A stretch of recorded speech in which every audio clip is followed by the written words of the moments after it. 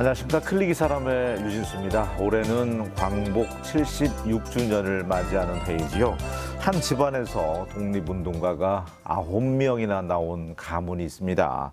국가 사회 발전에 이바지한 공로로 국민훈장 목련장을 수군했는데요.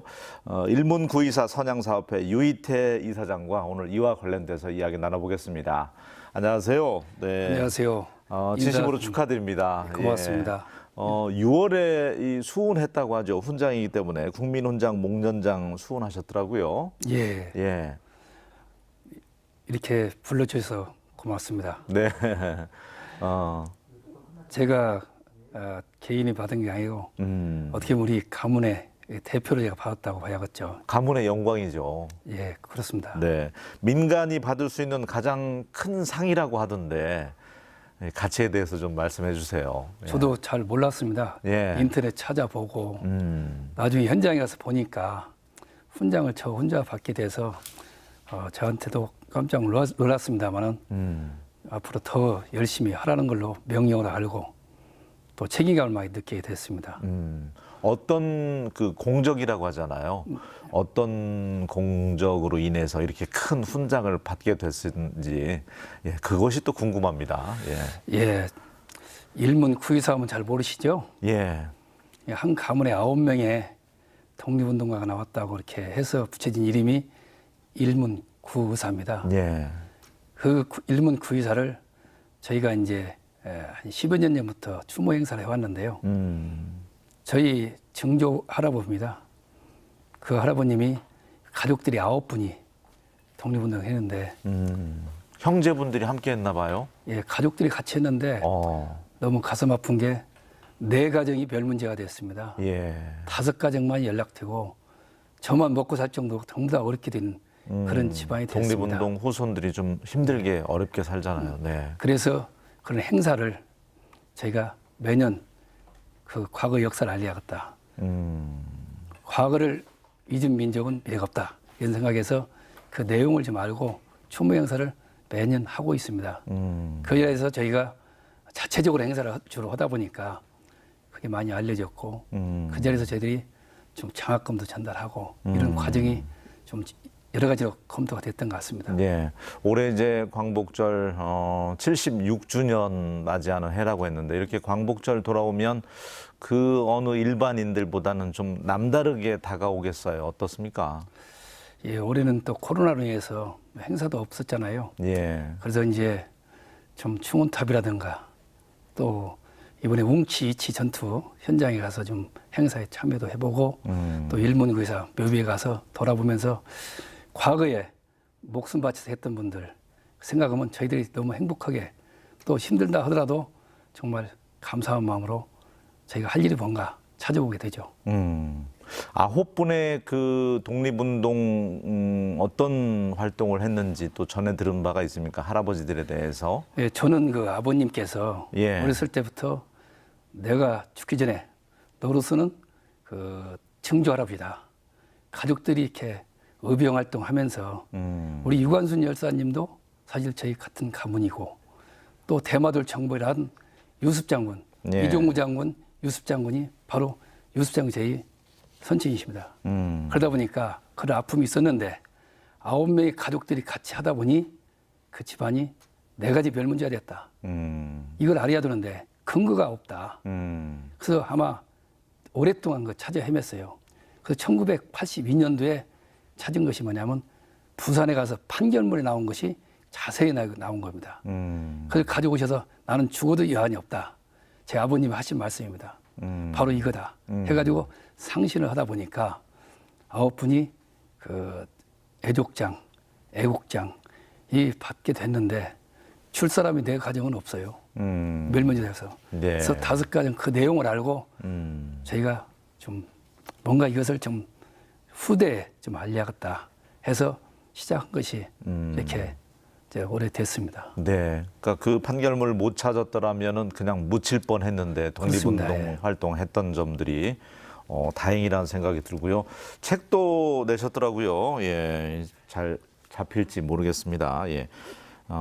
독립군 유희 때 10번째 독립군을 꿈꾸다. 이제 선대에서 9분이 가문에서 독립운동하셨기 때문에 10번째 독립군을 꿈꾸다라는 이 책은 어떤 글들을 좀 담았나요? 우리가 9명이 의병활동, 독립운동 했다면은 예. 일본에 대해서 우리 경제 보복을 당했잖아요. 그래서 이런 저는 10번째 경제 독립군이 되겠다. 이런 각오로 그런 내용으로 우리 경제를 가지고 또 제가 또 전문이 금융관에 있었기 때문에 경제를 독립 10번째다. 이런 생각을 가지고 썼습니다. 네. 그러니까 가깝고도 참 먼 나라라는 표현을 많이 하는데 아직도 뭐 위안부 문제라든지 그렇습니다. 관련돼서는 뭔가 개운하게 지금 해결된 게 하나도 없잖아요. 그렇습니다. 예. 그래서 저는 책을 6번째 썼는데요. 쓰면서 많은 사랑을 받고 해서 좀 저는 그때그때 어떤 사건들을 메모하고 이게 좀 정리해 놓는 것이 제가 일반화되어 있습니다. 네. 자, 이제 다른 이야기도 좀 여쭙겠습니다. 40년 가까이 은행원 생활하셨더라고요. 예, 고맙습니다. 제가 37년 했습니다. 37년. 예.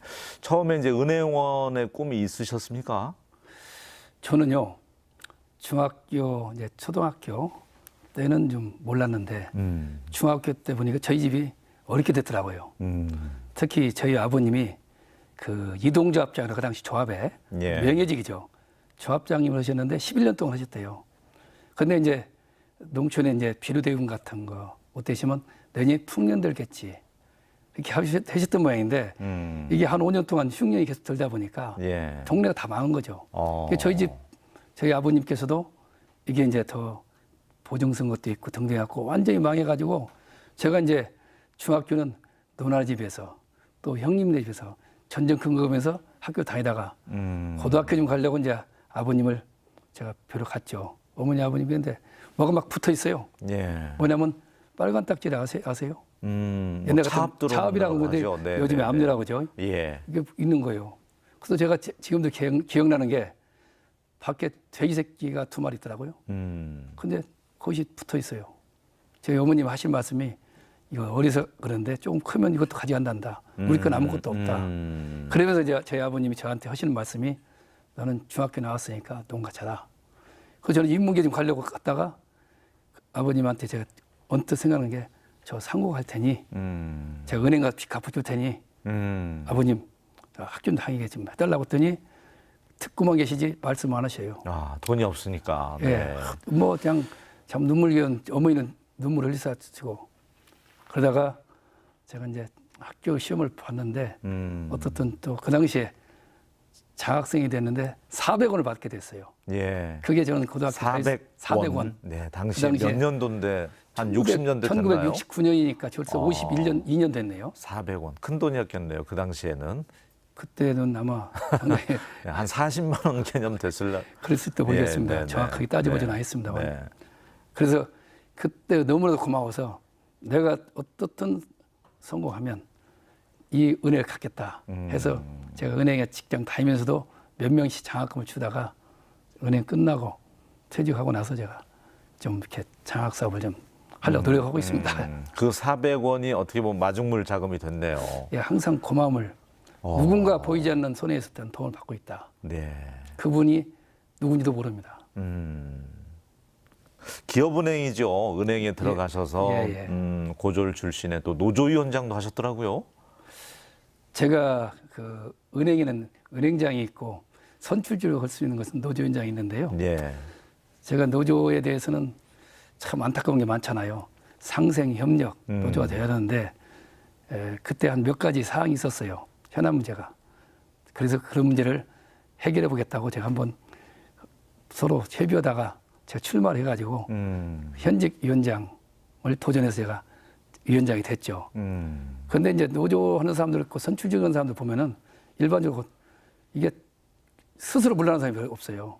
하면은 또 오고 또 올라다 보니까 이건 단임 정시를 해야 된다. 일에 파묻히다 보면은 또 추대어서 하는 건 몰라도 이것은 아니다 싶어서 단임 정시를 했고 두 번째는 상생협력. 노사가 좀 서로 경영진을 이해하고 경영진 노조를 이해하고 해서 하나가 돼야 된다. 그다음에 또 하나 저한테 자극이 줬던 게 뭐냐면 노조 그 당시 간부가 되면은 은행에 대리시험이라는 제도가 있었어요. 예. 대리시험을 봐야 하는데 시험을 안 치르고도 조합 간부만 되면 책임자가 되는 거예요. 그러다 보니까 선거 때만 되면 많은 사람들이 시험에 떨어지는 사람들이 많이 하는 상황이 돼서 노조는 불이익을 줘서는 안 되지만 혜택 줘서는 안 된다고 제가 주장을 해서 제가 어떻든 그 당시에는 그런 문제가 이슈가 됐지만은 제가 노조 가서 시험도 합격하고 우리 간부들도 전부 다 시험 합격해서 아예 그냥 전통을 만들었죠. 변화를 이끌어냈네요. 변화와 네. 혁신을 저는 필요하다고 생각했습니다. 그리고 지점장 하실 때도 이제 영업 실적이 중요하잖아요. 지점들은. 그렇습니다. 꼴찌였던 지점 맡으면 항상 뭐 순위권 안에 올라갈 수 있도록 그렇게 능력이 대단했다고 하시던데 그 이야기도 좀 해주세요. 아마 제가 제일 최연소에 지점장 나갔을 거예요. 예. 왜냐하면 공모제라는 것을 처음으로 시행했어요. 그 점포가 어렵다 보니까 여기에 맞는 사람을 추천해라. 그런데 제가 1호로 제가 지점장이 된 사항이 있습니다. 그때 제가 1년에 3번 승진하는 그런 행운도 얻었고요. 왜냐하면 최고 실적으로 냈던 그런 평가, 그 다음에 또 좀 2급 승진했던 거 등등 있었는데 그때 저는 하나의 마인드가 참 중요하다고 봅니다. 그래서 저는 은행 지점을 운영할 때 고객은 왕이라고 써 있잖아요. 일반적으로. 네. 근데 실제로 은행 문턱이 높잖아요. 엄청 높죠. 근데 네. 그 고객의 입장에서 은행부터 낮춰야겠다. 낮추는 방법이 뭐냐? 정말로 고객을 왕같이 하자. 이런 입장에서 제가 지점장이 돼갖고 문 열면은 응접실 열면 떠날 때까지 한 번도 문을 닫지 않았어요. 응접실은 또 개방을 하고 그러면 직원들 마인드가 고객들은 더 친절하게 할 거 아니냐. 불평이 있으면 오십시오. 그러면 불평이 있다거나 또는 만족스럽게 보는 때 와서 들어보면은 그 고객의 입장을 들어보면 우리 직원이 능력이 없다거나 왜 이걸 잘 이해를 못 시키고 또 대출 같은 거 할 때는 얼마나 대출받기 힘듭니까? 담보 있을 때는 모르지만 예. 그분들한테 얼마나 그 가슴 아플 때 동양을 못 줄 망정 박적 깨지 말라고 그분들한테 잘 이해를 시켜서 힘을 내게끔 이런 걸 해야 된다 해서 했는데 그러다 보니까 고객들이 저를 많이 찾아오게 되고 등등 하면서 저는 떠날 때 문을 닫았어요. 예. 그 다음에 또 하나 더 말씀드린다면 여성입니다. 여성들이 그 당시에는 대리가 되면은 이렇게 예금만 봐요. 수십만. 대부계 같은 데는 가지 않고. 왜? 제도적으로는 남녀 평등이라고 하지만 실제로 안 됩니다. 그래서 제가 처음으로 여성을 대부계를 시켰어요. 그러니까 본부에서 왜 지금까지 없던 일을 하냐. 제도적으로 돼 있는데 한번 여성도 한번 능력 평가해야 할 거 아니냐.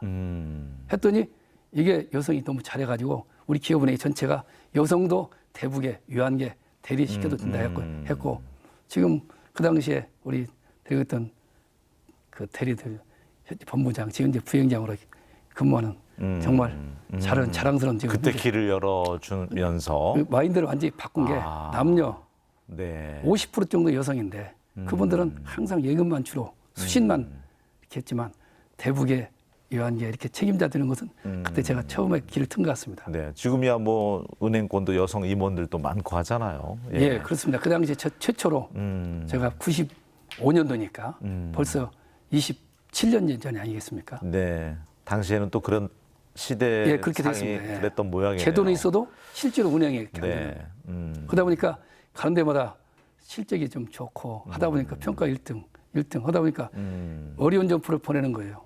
가면 1년 만에 또 1등하고 이런 것이 화제가 돼가지고 제가 본부장, 부행장 갈 수 있었던 기회가 됐죠. 또 예. 고졸 출신에 물론 이제 그 상고라고 하죠. 지금은 이제 학교명이 바뀌었지만 당시에 이제 상업고등학교 출신들이 이제 행장, 부행장 많이 가는데 그래도 어려운 관문 뚫은 거죠. 부행장까지 갔다는 건. 그때 저로서는 어떻게 보면 국채은행에서는 아까 노조도 했고 상고 출신은 처음으로 부행장이 됐지만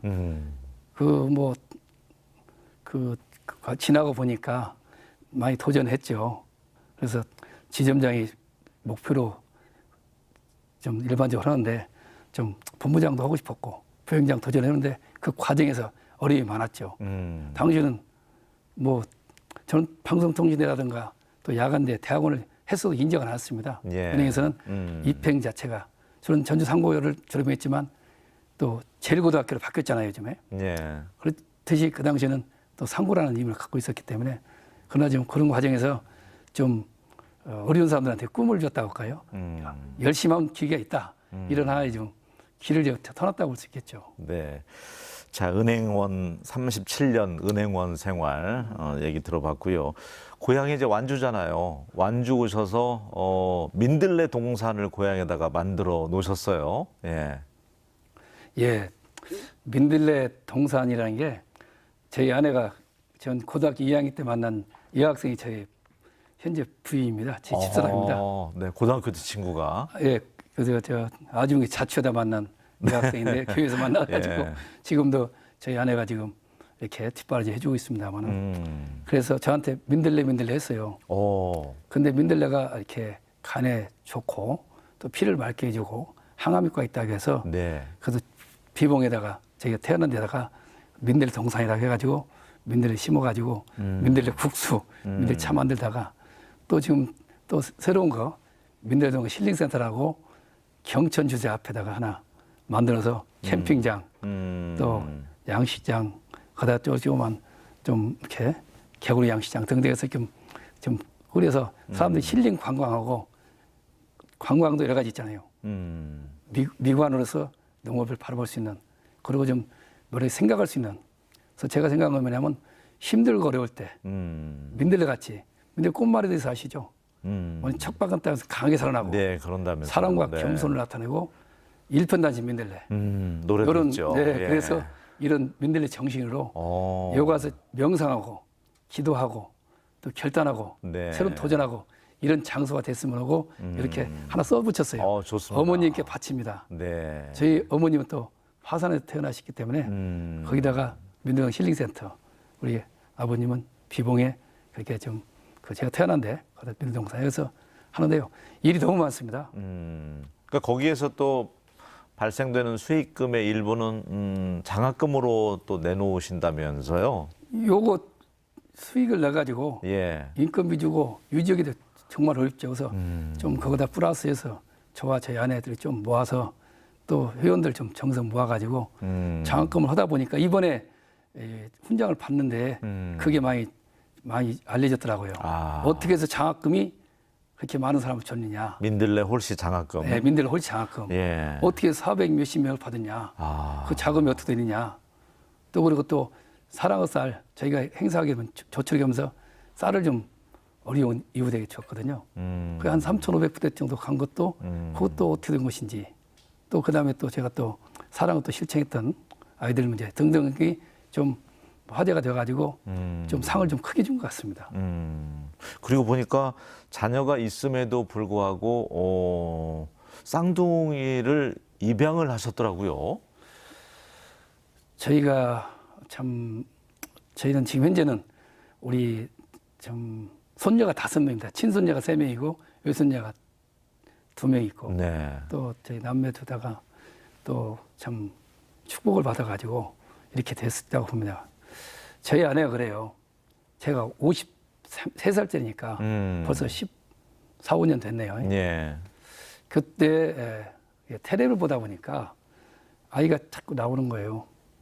이름도 안 잊어버려요. 박산이라는 애인데 그 애가 계속 나오면서 좀 데려갔으면 좋겠다. 집사람이 텔레 보다가 저 아이를 데려다 키우면 어떠냐고. 근데 50이 넘었으니까 예. 우리가 후원하자. 그랬더니 자꾸 거기에 자꾸 관심을 갖는 거예요. 그래서 그런 얘기 안 들어보셨잖아요. 여자 말 잘 들어야 80노 받는다고. 제가 네. 그래서 저희 아내한테 그래서 상담은 한번 하자. 갔는데 그 아이를 누가 데려갔어요. 근데 그 전화로 하니까 그게 홀트 아동복지 연결이 된 겁니다. 네. 그래서 그 안내를 한 것이 영화원에 우리 고향에 있어요. 그리고 안내를 받고 이제 제가 본부장 때 와서 봤더니 정말 깜짝 놀랐습니다. 들어가는데 아이들이 막 달라붙어요. 어머니, 엄마, 나들일 아빠 거예요. 하면서 네. 나들일 거 친구 될 거예요. 그래서 원장이 물어봤더니 하는 얘기가 가끔 이제 애들이 데려가니까 너들 말 잘 들으면 엄마가 데려간다. 엄마 이 얘기를 아빠인 줄 하니까 알고 외부 무조건 그냥 손님이 매달리는 거예요. 아. 그래서 이제 방에 들어갔죠. 들어가서 이제 원장님 방문했더니 원장님 하신 말씀이 우리 전국에서 쌍둥이 자매가 하나 있는데 이 아이를 데려갈 수는 없어서 나눠서 이렇게 해야 할 입장이라고 좀 하면서 그래요. 보니까 주위에 사진이 걸려 있는데 참 어려운 사람들이 많이 이렇게 데려갔더라고요.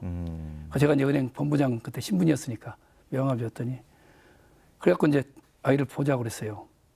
근데 집사람이 들어가면서 하는 얘기가 아이는 내가 키울 테니까 당신이 결정만 해라. 해서 참 저도 머리가 아팠어요. 이럴 때 어떻게 할 것인지.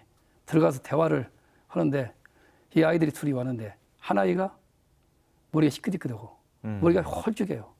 양쪽 손을 잡았어요. 원장님이 앉아있어요. 집사람이 있고.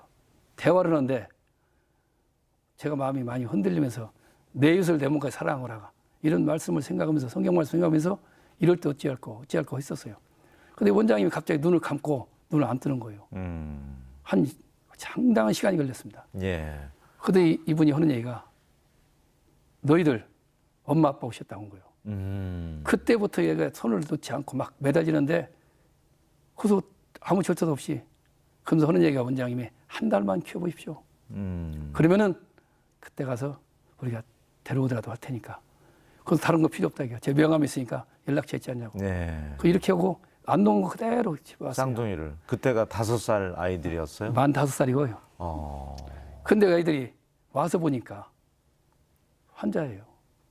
밤마다 오줌을 못 가려요. 침대에다 비닐을 깔아놓고 네. 거기다가 재우고 나면 오줌을 또 많이 싸잖아요. 또 하나는 분리불안죄라고 아이가 그냥 우는 거 사람만 떨어지면. 분리불안증. 분리불안죄. 예. 그래서 이것을 언제까지 치료해야 되냐 했더니 신경안정기가 먹이라는데 나올 때까지 예약이 없어요. 약을 먹일 수가 없었어요. 그래서 저희 아내하고 참 하는 얘기가 아내가 나는 한 명을 키웠으면 못 키웠다. 잘못했다. 자는 데려다 주야겠다. 그래서 제가 이제 정이 한 달 지나다 보니 정이 들으니까 그렇죠. 더 불쌍한 거예요. 네. 그렇게 하면서 방법을 찾은 게 뭐냐. 밤 11시 오면 10시만 제가 오면은 집사람 1시간 동안 애들 잘 때 돌아다니면서 운동장을 돌면서 그 아이 일어났던 상황을 듣고 그러면 같이 대화 나누고 그 다음에 새벽에 그 새벽 4시에 애들 깨워가지고 그때부터 오줌을 안 싼 거예요. 4시에 깨우고 11시 오줌 쐬우고 이렇게 습관이 되면서 오줌 문제가 무려 한 3년 동안 이렇게 시달렸어요. 그리고 분리불안증도 해두고 약 하나도 안 썼습니다. 그래서 입양하는 아이들은 공개 입양하더라도 네. 알리더라도 이 아이들의 습관 왜냐하면 집단 생활하다 보니까 안 좋은 버릇이 많아요. 그걸 고치려고 하니까 얼마나 힘들었겠어요. 그렇네요. 저희 집사람이 울고불고 한 지가 많습니다. 말도 못하겠네요. 그때 상황은. 그때 네. 그러는데 그 아이들이 이렇게 하더니 나중에는 건강 운동장을 한 바퀴씩 한 30바퀴 돌고 있어요. 아침 새벽에 같이. 그러면서 건강해지고 동기해가지고 약 하나도 안 쓰고 완전히 지금 이제 고등학교 지금 그러면은 성년 됐습니까? 예, 성년 돼갖고 지금 대단합니다. 우리 집사람한테 뭐라고 하는지 아세요? 예. 엄마 조금만 기다리라고 내가 돈 벌어서 홍각 해줄게. 이 정도 되니까 그 말 한마디에 저희 집사람은 그냥 그간의 과정 그 매일같이 통화해요. 그냥. 참 입양이 쉽지 않다고 하는데 참 따뜻한 마음을 부부가 가지고 있는 것 같습니다. 오히려 예. 정말 저희한테 행복을 주고 있고 또 네. 하나 말씀드린다면 아이들이 이렇게 빨리 가정으로 돌려서 가정에서 사랑을 실천하는 것이 아이들 교육의 가장 큰 거 아닌가. 그래서 입양한 사람들이 힘들게 하지 말고 오히려 좀 그 기관에 돈 지원하는 것보다 가정을 간 사람들한테 좀 지원해서라도 가정에서 아이들을 좀 생활한다면 아이들 교육도 그렇고 성장도 그렇고 좋지 않을까 생각합니다. 알겠습니다. 오늘 일문구이사 선양사업회 유이태 이사장과 여러 가지 이야기 나눠봤는데 10번째 이 책에서도 그랬잖아요. 10번째 독립군을 꿈꾼다고 했는데 9분의 할아버지의 뜻을 받아서 앞으로 어떻게 살아가고 싶은지 열정이 끊임없이 느껴져서 앞으로도 왕성한 활동하실 것 같아서 그래요. 어떤 꿈 갖고 계십니까? 예, 저희는 그렇습니다. 좀 어려움도 많이 당하고 또 힘든 일도 많았지만 하도 어렵게 자랐기 때문에 어려움이 그게 집사람 둘이만 힘을 합치면 못 할 게 없다고 생각을 해요. 그래서 저에게 주어진 어떤 일이 있더라도 좀 더 큰 봉사, 저에게 위해서 할 수 있다면 더욱더 열정을 다해서 다 해야겠다 이런 각오를 다짐하고 있습니다. 알겠습니다. 오늘 또 귀한 시간 내주셨는데 다시 한번 그 수훈하신 거 목련장 진심으로 축하드리겠습니다. 오늘 함께해 주셔서 고맙습니다. 예, 예, 고맙습니다. 네. 예, 역사를 잊은 민족에게는 미래가 없다라는 말 자주 하죠. 특히 올바른 역사 의식 가질 수 있도록 우리 청소년들 교육을 좀 할 수 있었으면 좋겠습니다. 저는 다음 시간에 다시 인사드리겠습니다. 고맙습니다.